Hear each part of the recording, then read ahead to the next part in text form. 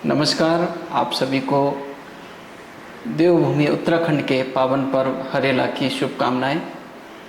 दोस्तों, हरेला एक सामाजिक, व्यवहारिक और हम सबके स्वास्थ्य को संरक्षित रखने का, हम सबकी सामाजिक मर्यादाओं परंपराओं को अक्षुण्ण रखने का एक बहुत ही प्रचलित त्यौहार है, जिसको हरेला के रूप में हम मनाते हैं।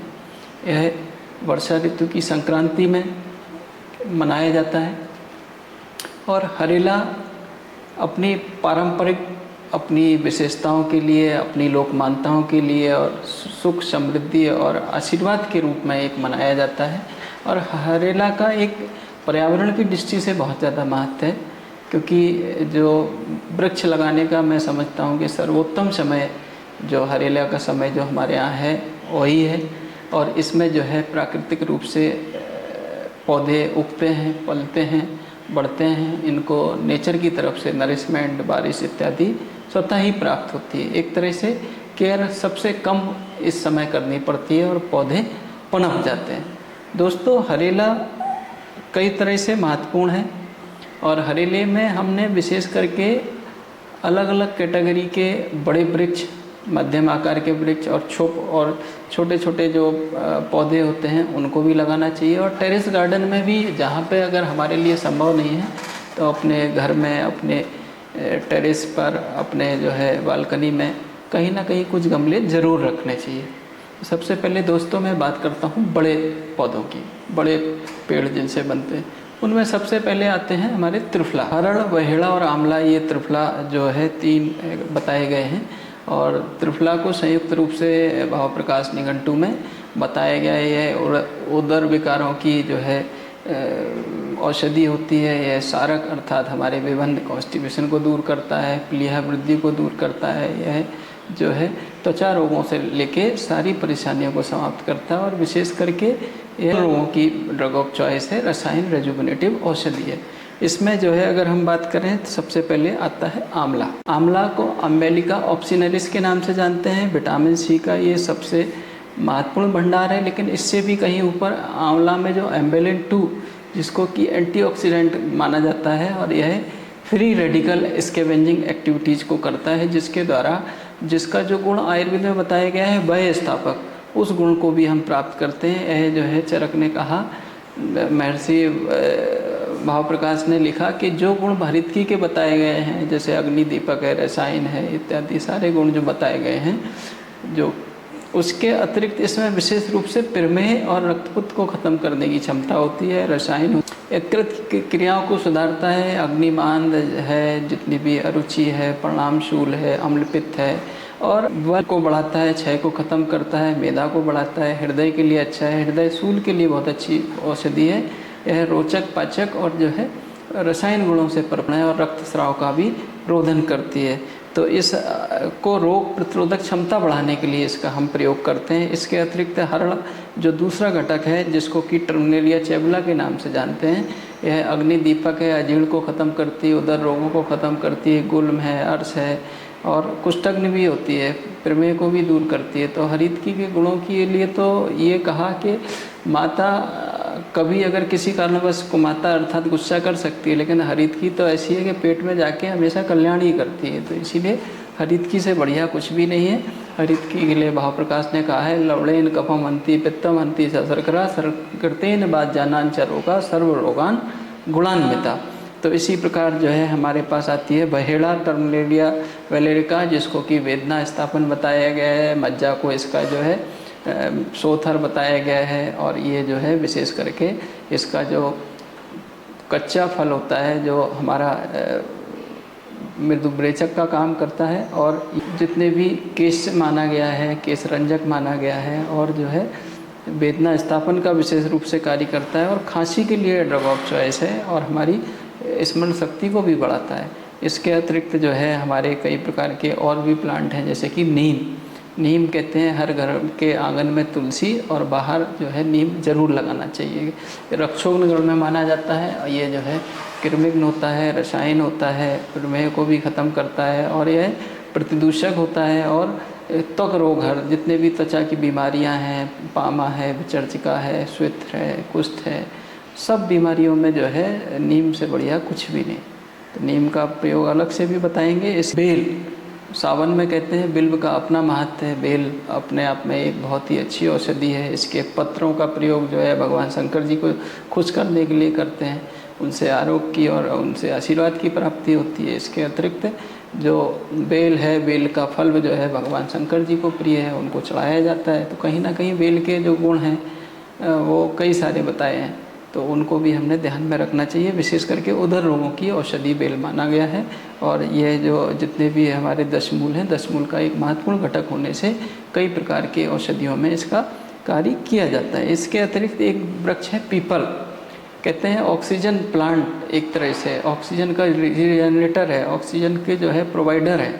ऑक्सीजन लाइन में अगर सबसे ज़्यादा अगर मिलती है तो पीपल से मिलती है। पीपल को लगाना चाहिए, जिसको कि फाइगस रेलियो जैसा इसको कहते हैं। ऑक्सीजन का भंडार है, मेंटल तनाव को दूर करता है, स्तंभक है और कई प्रकार के जो है व्रण आदि में देते हैं, डायबिटीज में, अस्थमा इत्यादि में कई जगह इसका लाभ बताया गया है। इसके अतिरिक्त एक और बढ़िया मेडिसिन है जिसको कहते हैं बरगद, बट ये लेडीज़ के लिए बहुत अच्छी औषधि है, स्तंभक भी होती है। ये पुरुषों के रोगों में भी इसका प्रयोग करते हैं और व्रण में और कई प्रकार के जो है पंचबलकल इत्यादि में इसका जो है हम। इसके अतिरिक्त एक और प्लांट है जिसको कि हम अर्जुन के नाम से जानते हैं। अर्जुन पित्तज रोगों की औषधि है और यह विषग्न है। यह जो है आपके जितने भी शोथ हैं उनको ख़त्म करती है और विशेष करके हृदय कार्डियोटोनिक जो है हृदय को बल प्रदान करती है और विषग्न होती है, एंटीटॉक्सिन्स होती है और रक्त शोधक की तरह भी कार्य करती है। व्रणग्न होती है, व्रण को भी दूर करती है। तो अर्जुन के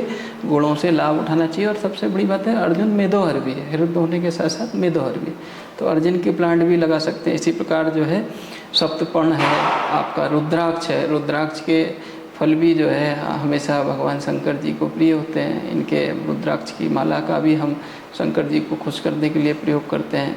तो कहीं ना कहीं शिवत्व प्राप्ति में रुद्राक्ष का महत्व है। रुद्राक्ष के स्पर्श मास से हार्ट की बीट बढ़ती है, हार्ट अच्छा होता है और कई तरह की समस्याएं दूर होती हैं। तो इसलिए रुद्राक्ष को भी प्रयोग करना चाहिए। इसके अतिरिक्त जो है सप्तपर्ण मलेरिया की ड्रग ऑफ चॉइस होती है और इसमें जो है इसकी छाल का प्रयोग करते हैं। इसी तरह कई सारे और भी वृक्ष हैं, मध्यम आकार के वृक्ष हैं, जैसे कि वरुण है। वरुण जो है किडनी के लिए बहुत अच्छी औषधि है और किडनी के फिल्ट्रेशन का काम करती है। किट्टीवा नरूला के नाम से जानते हैं।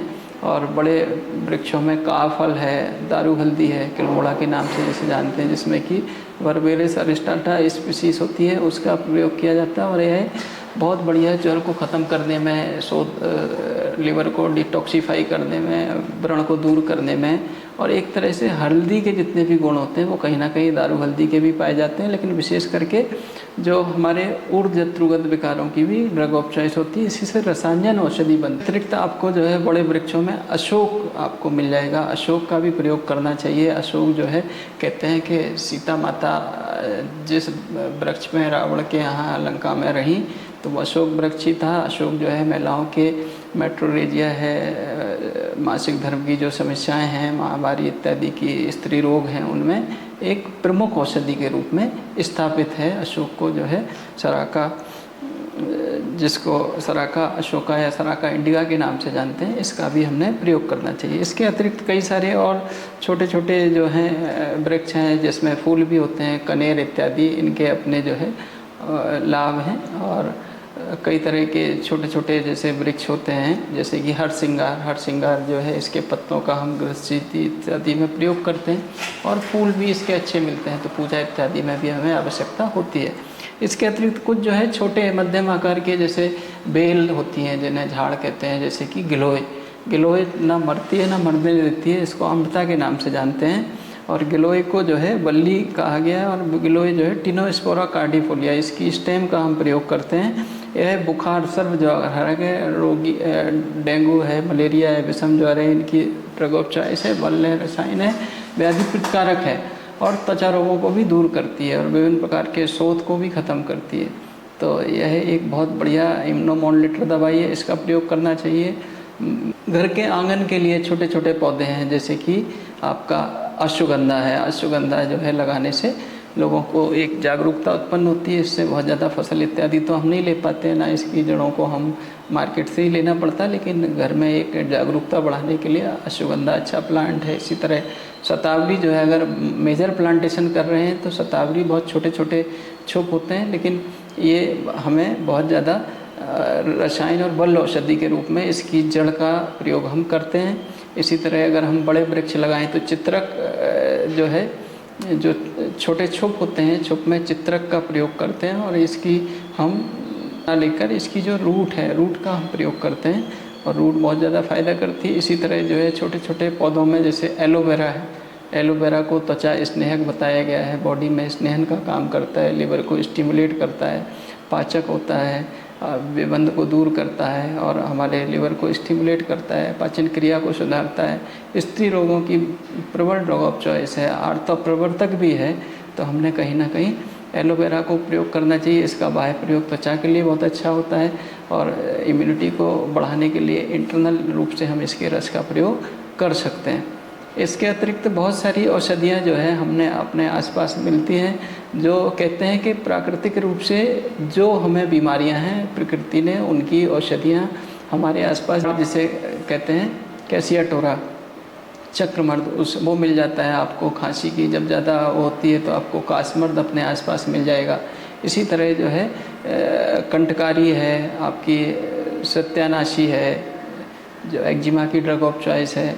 तो बहुत सारी औषधियाँ हैं, इनको अपने एक्सपर्ट से अपने आसपास जो फॉरेस्ट वाले ऑफिसर होंगे, आपके आसपास कोई वैद्य होंगे, उनसे परामर्श करके आप इनके घर के आसपास लगाएं और अपने लिए नहीं, अपनी भविष्य में आने वाली पीढ़ी के लिए भी बड़े पौधे, बड़े जो वृक्ष हैं वो बहुत आवश्यक हैं, क्योंकि वृक्ष ही हमारी दुनिया है, वृक्ष से ही हमें नरिशमेंट मिलेगा, वृक्ष ही हमारी संपन्नता है।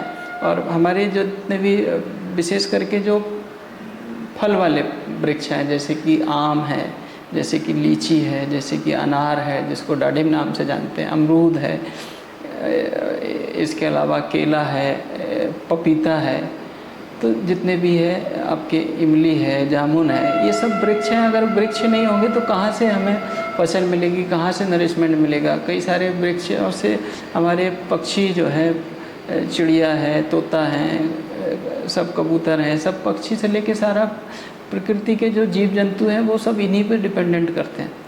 तो हमें जो है कहीं ना कहीं अपने लिए, अपनी भविष्य की पीढ़ी के लिए नरिशमेंट के जो प्रमुख तत्व हैं वो फलदार पौधों को रोपना चाहिए, औषधि युक्त जो मेडिसिनल प्लांट हैं उनको रोपना चाहिए, और सगंध पादप जिसमें कि ऑर्नामेंटल जो प्लांट्स रहते हैं, जैसे आपका बेला है, चमेली है, आपके जितने भी गुलाब हैं, सदाबहार है, गेंदा है, ये सब जो है आर्थिक दृष्टि से महत्वपूर्ण है ही, लेकिन एक सुंदरता के लिए भी हमारे मन को अच्छा रखते हैं और प्रकृति को भी ठीक रखते हैं।